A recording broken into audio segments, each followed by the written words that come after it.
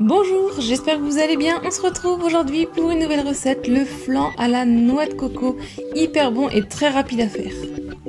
Alors pour ça, il vous faudra 50 centilitres de lait, une boîte de lait concentré sucré, 4 œufs, 125 g de noix de coco râpée et une pincée de sel. On va venir séparer nos blancs des jaunes.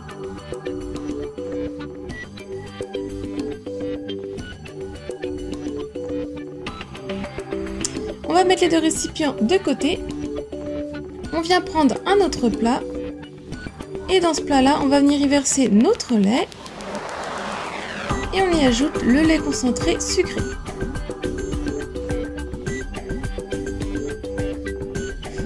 On ajoute nos jaunes d'œufs dedans. Et à l'aide d'un fouet, on va venir mélanger pour que ça s'incorpore.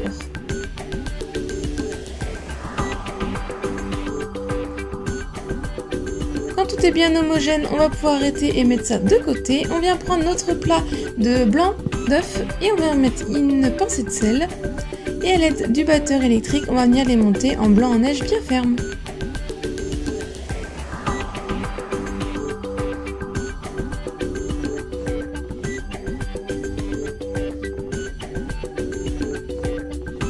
On vient reprendre notre mélange précédent et on vient mettre en une seule fois nos blancs en neige dedans.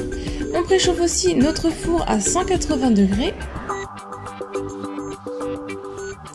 Et on va venir incorporer les blancs en neige dans la préparation à l'aide de la maryse en mélangeant délicatement.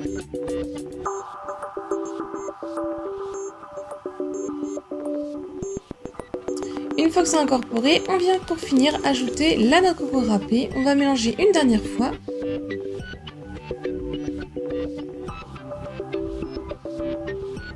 Je viens prendre un moule rectangulaire à cake et je viens verser ma préparation dedans.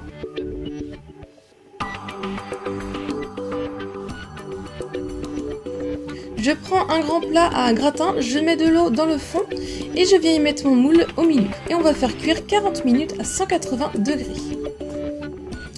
Une fois que c'est cuit au bain-marie, on va pouvoir retirer le plat du grand plat à gratin. On va laisser refroidir et ensuite on va le mettre 4 heures au frais. Quand il est totalement bien refroidi, avec la lame du couteau, je vais faire le tour pour faciliter le démoulage. Je viens prendre un plat et je vais le retourner pour le démouler. Et voilà, votre flan à la noix de coco est prêt, vous pouvez le déguster. J'espère que ça vous a plu, si c'est le cas, mettez un j'aime à la vidéo.